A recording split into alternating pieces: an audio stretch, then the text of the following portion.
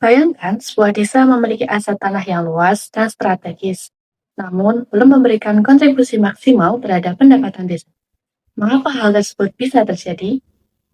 Perkenalkan, nama saya Retno Wulandari. Topik penelitian saya yaitu penentuan pemanfaatan dan nilai sewa tanah kas desa melalui AHP, pendekatan pasar, dan sistem berbasis web-JIS dan juga QR Code.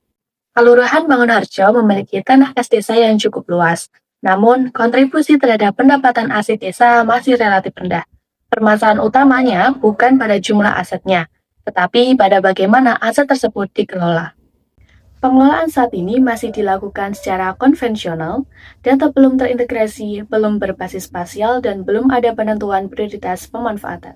Selain itu, penetapan tarif sewa masih bersifat seragam tanpa mempertimbangkan nilai strategis dan kondisi pasar.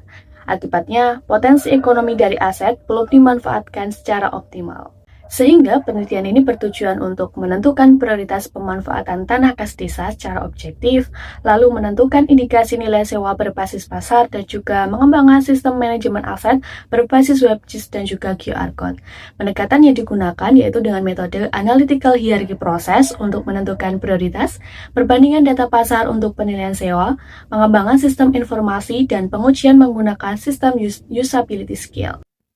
Hasil penelitian menunjukkan bahwa kriteria potensi ekonomi dan aksesibilitas menjadi faktor paling dominan dalam penentuan prioritas. Dengan tanah kode 265 menjadi prioritas utama untuk dikembangkan. Dari sisi penilaian ekonomi, diperoleh nilai sewa sebesar 55.000 per meter persegi per tahun yang lebih mencerminkan kondisi pasar dibandingkan tarif sebelumnya. Selain itu, sistem yang dikembangkan yaitu SIMAKAP mampu mengintegrasikan data aset, menampilkan lokasi secara spasial, serta menyediakan akses informasi melalui QR Code kepada masyarakat. Hasil ujinya juga menunjukkan skor 80 yang berarti sistem dapat diterima dan digunakan secara layak.